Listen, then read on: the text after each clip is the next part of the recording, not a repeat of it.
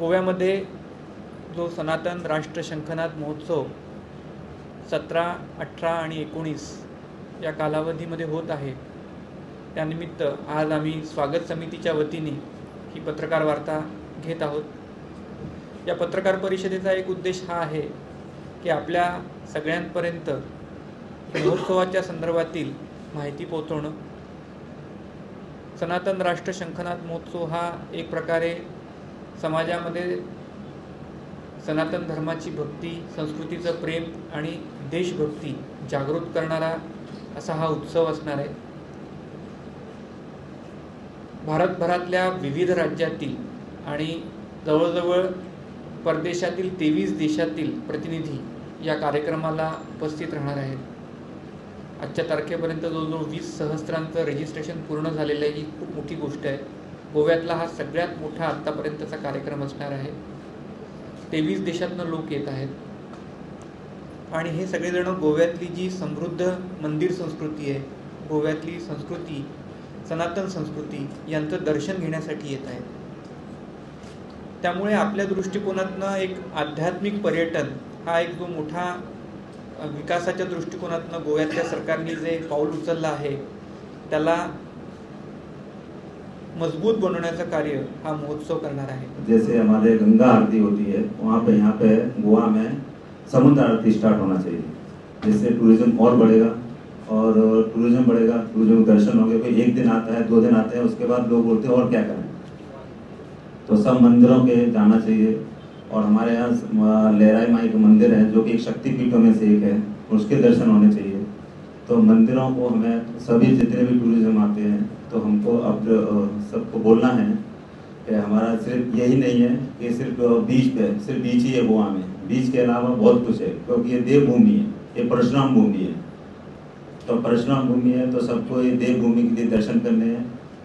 गोमंतक भूमी आणि आजची जी प्रतिमा आहे ती संपूर्ण बदलण्यासाठी जे जे प्रयत्न चालू आहेत त्याच्यातला महत्त्वाचा घटक जो आहे तो हा शंखनाद कार्यक्रम एक महत्त्वाचा भाग ठरणार आणि त्यामुळे गोमंतकातील सर्व मंदिरांचे प्रतिनिधी आणि भक्तगण यांना आम्ही विनंती करतो की आपण या कार्यक्रमात मोठ्या संख्येने उपस्थित राहावं। गोव्याची फक्त गोव्यात भोगभूमी म्हणून बघणं आणि गोव्यात खावं पिवं मजा करो यासाठी येणं, याऐवजी आपण स्पिरिच्युअल टुरिझम, आध्यात्मिक पर्यटन या दृष्टीने गोव्यात यावं। आणि जसं आपण म्हणतो की आता सांगितलं त्याप्रमाणे अन्य ठिकाणी दुर्गा मातेचं मंदिर आपल्याला दिसतं, पण गोव्यात शांतादुर्गा आहे, म्हणजे जिथं येऊन दुर्गा माता सुद्धा शांत झाली। अशा ठिकाणी आपल्याला शांती, मनाची शांती, मनोशांती मिळावी या दृष्टीनेच अशा तऱ्हेची भूमिका या माध्यमातून कार्यक्रमाच्या आयोजनातून होत आहे। आजच्या तारखेपर्यंत 20 सहस्र रजिस्ट्रेशन पूर्ण झालेलं आहे, 20,000। आणि मला सांगायचं इथे हे आहे की ही सगळी मंडळी 25,000 लोक येतील असा आम्ही अंदाज बांधलेला आहे। त्यातलं 20,000 झालेलं आहे। पुढच्या 4-5 दिवसांमध्ये बऱ्यापैकी रजिस्ट्रेशन होईल।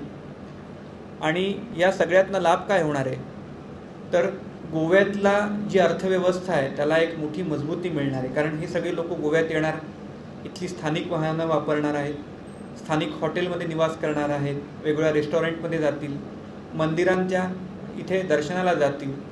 त्यामुळे कुठे ना कुठेतरी स्थानिक अर्थव्यवस्था आणि रोजगार याला एक मजबूती मिळणार आहे। त्यामुळे गोव्याच्या आध्यात्मिक पर्यटनाच्या दृष्टिकोनातनं हा कार्यक्रम एक नवा अध्याय बनणार आहे। परवाच आमची जे पर्यटन मंत्री आहेत रोहन खवटे यांची भेट झाली तेव्हा त्यांनी स्पष्ट केलं की हा कार्यक्रम शंखनाद आहे आणि तो शंखनाद गोव्याच्या आध्यात्मिक पर्यटनाच्या दृष्टिकोनातनं पण एक प्रकारचा शंखनाद आहे। त्यामुळे मला असं वाटलं की शंखनाद महोत्सव हा पूर्णपणे आध्यात्मिक कार्यक्रम आहे, एक महोत्सव आहे नाही।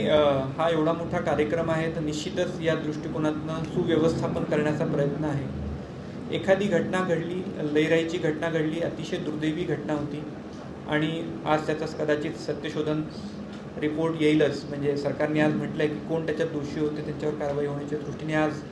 त्यामुळे जे काय घडलं आहे ते दुर्दैवी होतं आणि आपल्या सगळ्यांनाच त्याच्याविषयी खेद आहे। पण एखादं मोठं आयोजन जेव्हा होत असतं तेव्हा ते सुव्यवस्थापित करण्यासाठी जी आयोजन समिती असते, आयोजन संघ असतो किंवा जितक्या संख्येने ते वाढत जातं तिथे तिथे सरकारची जबाबदारी वाढत जाते. त्यामुळे या दृष्टिकोनातनं स्थानिक प्रशासन, विशेषतः दक्षिण गोव्याचे कलेक्टर असो, गोवा सरकारचे नोडल अधिकारी असो, फोंडा PHCचा वैद्यकीय विभाग असो, SP सिक्युरिटी असो, असे सगळे जवळजवळ 28 विभागांचे प्रतिनिधींची काल साईटच्या तिथे बैठक झाली. प्रत्यक्ष ही यात्रेचं सुनियोजन कसं करता येईल, कशा प्रकारे हे व्यवस्थापन सांभाळता येईल, अशा दृष्टिकोनातनं जवळजवळ 7 ते 8 बैठका याच्यापूर्वी पण झालेल्या आहेत. काल तिथे प्रत्यक्ष साईट व्हिजिटवर अजून काय काय हे करता येईल, कशा प्रकारे क्राऊड मॅनेजमेंट करता येईल, या दृष्टिकोनातनं सरकारने स्वतः पुढाकार घेऊन गांभीर्याने प्रयत्न सुरू केले आहेत. पार्किंगच्या दृष्टिकोनातनं एक सुंदर अजून चांगली गोष्ट घडली आहे की गोवा इंजिनिअरिंग कॉलेज IIT यांनी त्यांचं सगळं जे कॅम्पस आहे ते उपलब्ध केलेलं आहे. जवळजवळ 17 पार्किंग झोन उभे करण्यात आले आहेत. त्या पार्किंग झोनमधनं जवळजवळ 300 ते 500 मीटरवर हा कार्यक्रम असणार आहे. त्यामुळे तिथून चालत यावं लागणार आहे व्यक्तींना. दुचाकी वाहनांसाठी वेगळे, 4 चाकी वाहनांसाठी वेगळे, 20 सीटर टेम्पोसाठी वेगळे आणि बसेससाठी वेगळे, अशा प्रकारचे पार्किंग झोन तिथे बनवण्यात आलेले आहेत. आणि हे 17 ठिकाणी आहेत एकूण. आणि तिथून जवळजवळ 300 ते 500 मीटर पायी यावं लागेल प्रत्यक्ष महोत्सवस्थळी. VIP गाड्या, या VIP झोन पूर्णतः वेगळा करण्यात आलेला आहे आणि त्याची व्यवस्था दुसरीकडे करण्यात आलेली आहे. आणि फक्त ॲम्ब्युलन्स आणि फायर या 2 गाड्यांना थेट प्रवेश महोत्सवस्थळी दिला जाणार.